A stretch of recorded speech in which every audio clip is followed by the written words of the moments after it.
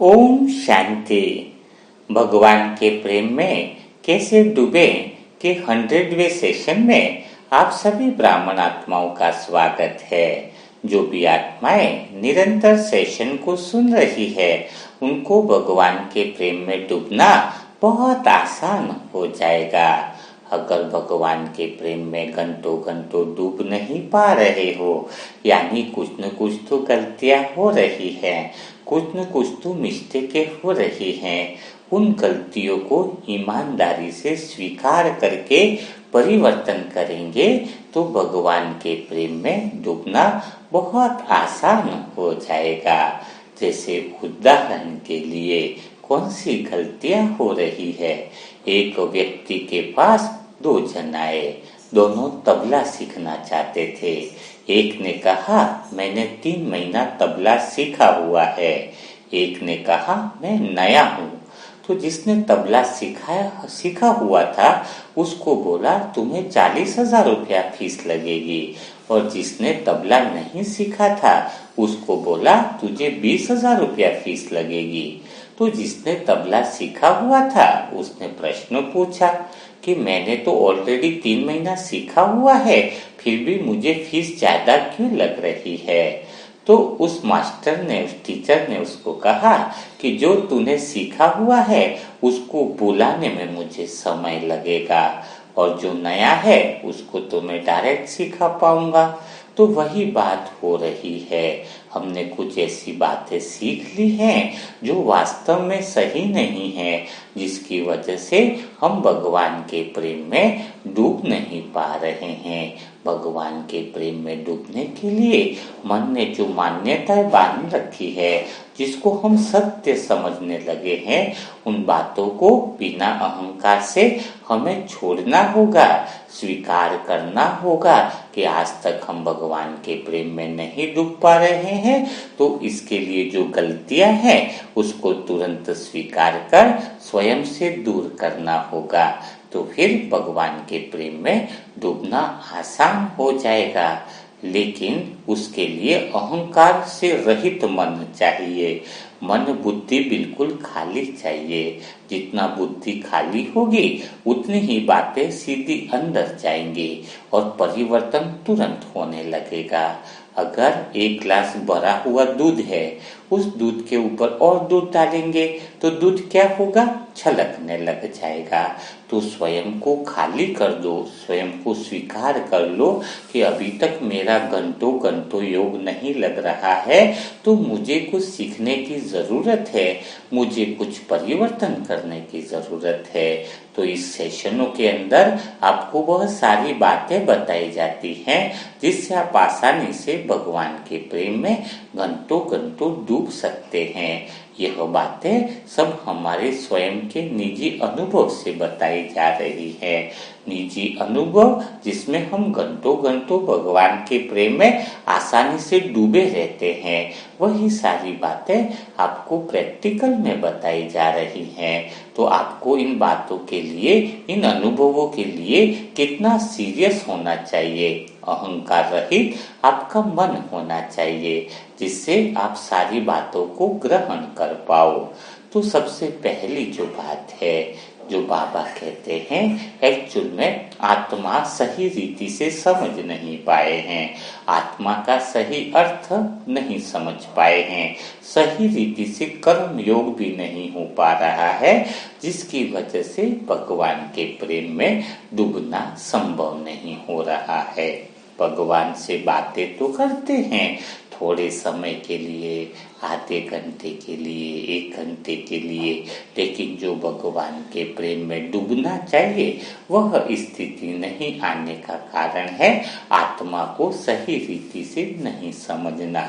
तो कौन सी ऐसी बातें हैं जो आत्मा की सही रीति को नहीं समझ पाई हैं। तो जैसे परमात्मा सबसे पहले जो महावाक्य बोलते हैं आत्मा के लिए, वह है ओम शांति। ओम शांति कौन सी आवाज है, यह बात हमें गहराई से समझनी होगी। जब छोटा बच्चा होता है तो क्या उसमें कोई विचार चलते हैं, उसमें विचार कौन सी भाषा में चलते हैं, हिंदी, अंग्रेजी या फिर कोई लैटिन भाषा चलती है या विचार चलते ही नहीं है, इस बात का उत्तर आपको आना चाहिए।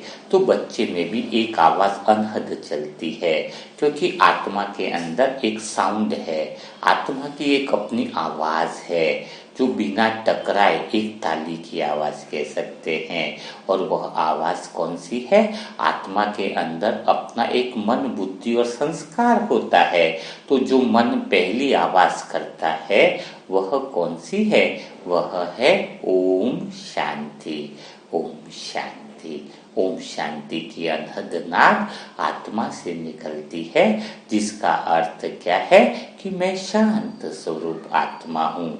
बच्चों में भी यह आवाज अनहद अंदर निकलने से उनकी चेहरे को देखकर गहरी शांति का हमें अनुभव होता है, उनसे प्यार करने का अनुभव होता है, उनसे रूहानी आकर्षण करने का हमें अनुभव होता है। तो आत्मा की जो ओरिजिनल आवाज है, ओरिजिनल जो स्वरूप है, वह कौन सा है? मैं शांत स्वरूप आत्मा हूँ। यानी हमारा जो मैं है वह खाली एक ही चीज सत्य रूप से जुड़ा हुआ रहता है। कौन सा मैं जुड़ा रहता है?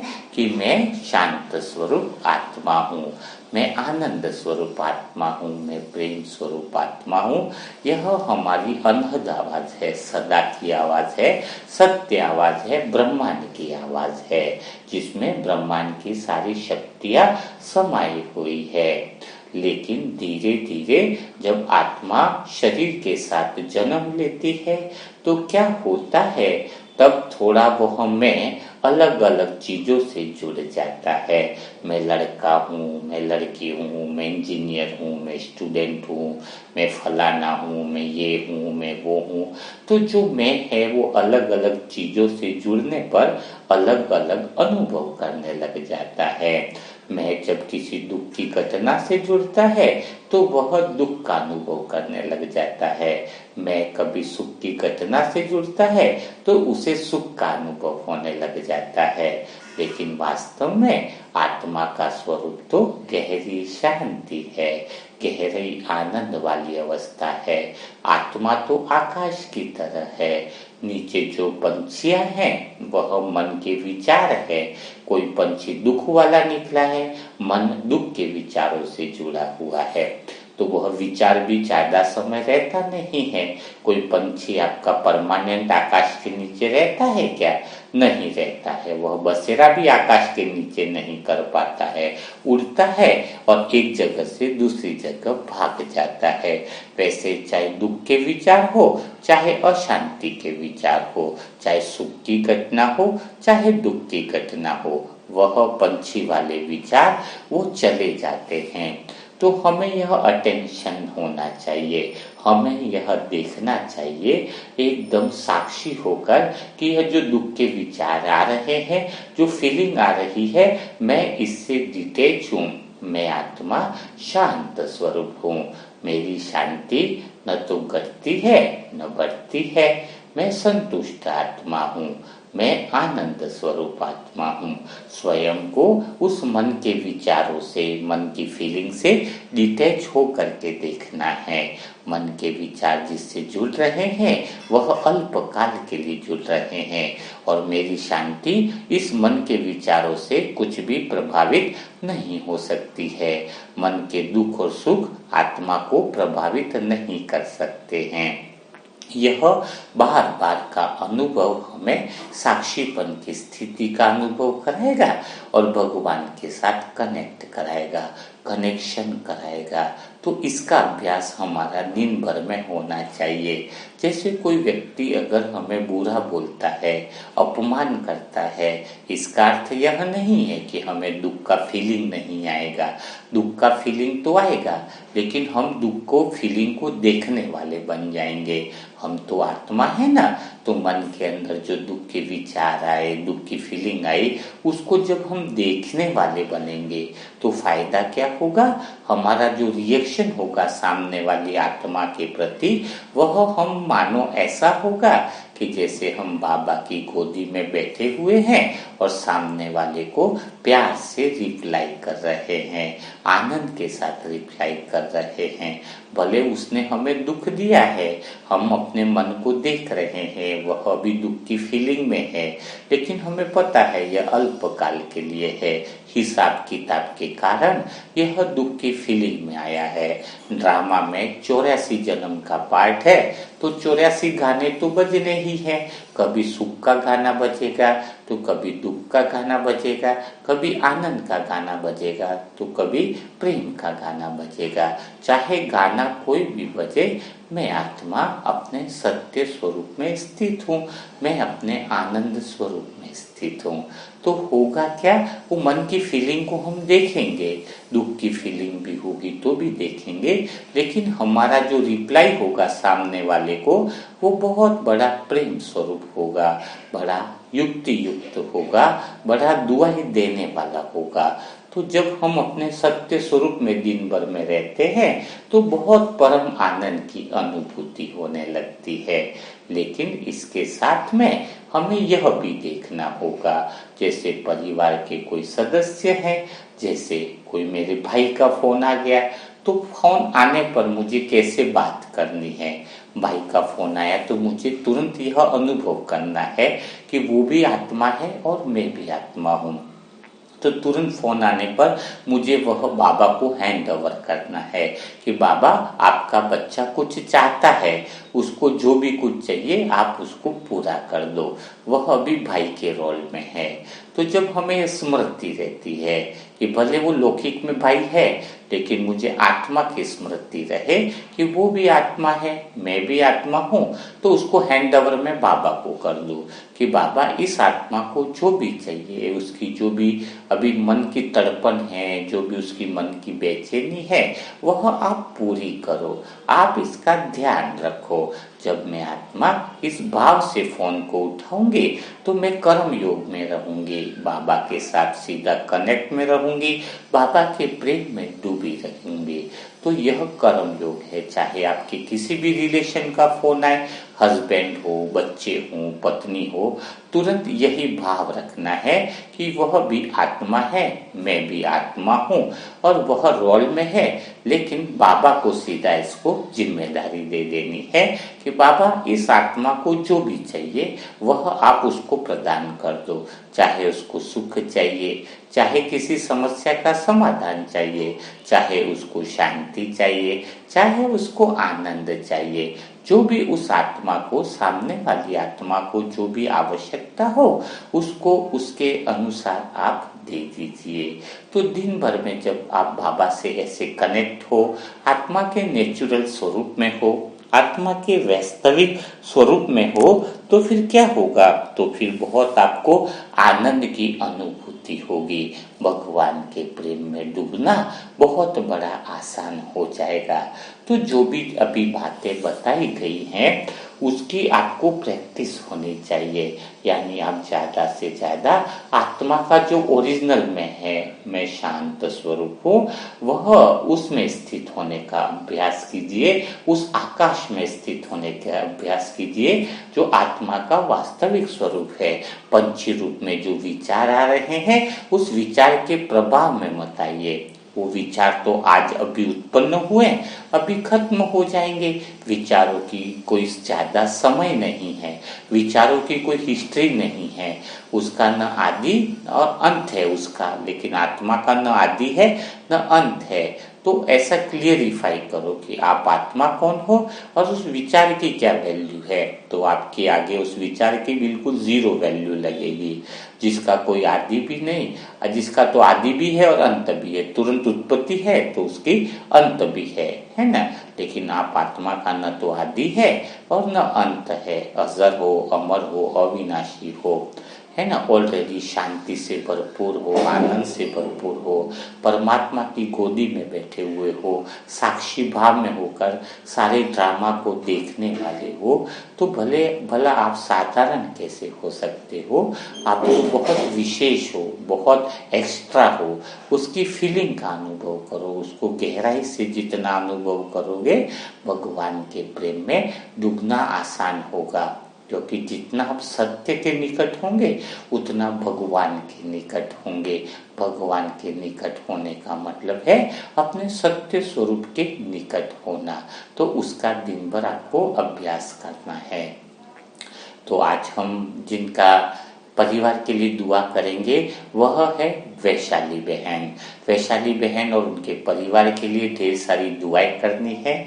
अभी तो आपको दुआओं की प्रैक्टिस भी हो गई है और जितनी आप लोग दुआएं दे रहे हो इतना ही आपके विकर्म भी विनाश हो रहे हैं, आपके खजाने भी निरंतर बढ़ते जा रहे हैं। तो बिना देरी किए हमें वैशाली बहन और उनके परिवार के लिए ढेर सारी दुआएं करनी है ताकि उनका जीवन सुखमय और शांतिमय रहे। अगर आपकी दुआ से किसी के परिवार में खुशी आती है, अगर आपकी दुआ निमित्त बनती है किसी के परिवार की खुशियां लाने में, तो इससे बड़ी बात क्या हो सकती है। तो आप 5-5, 10-10 दुआएं उस आत्मा के लिए करिए। जितना आप दुआओं का खजाना बढ़ाते जाओगे भगवान आपको देता जाएगा, क्योंकि बाहर धन देने से तो धन कम होता है। तो धन के खजाने से तो धन बांटते न, किसी को इधर 1000 बांटा, 2000 बांटा तो कम हो सकता है, लेकिन भीतर का खजाना तो ऐसा है कि भीतर के सुख शांति दुआ का खजाना जितना बांटते हैं तो भीतर का बांटते हैं तो भीतर में जाने से आदमी तर जाता है, यानी उसका उद्धार हो जाता है। आप जैसे ही दुआओं का खजाना बढ़ाना चालू करते हो भगवान आपको 1000 गुना देना चालू कर देता है। सुख शांति समृद्धि और आनंद का वह पिटारा आपको देना चालू कर देता है। तो जितना आपके अंदर क्षमा याचना का भाव आया है उतना ही आप दुआओं का भाव बाहर निकालोगे।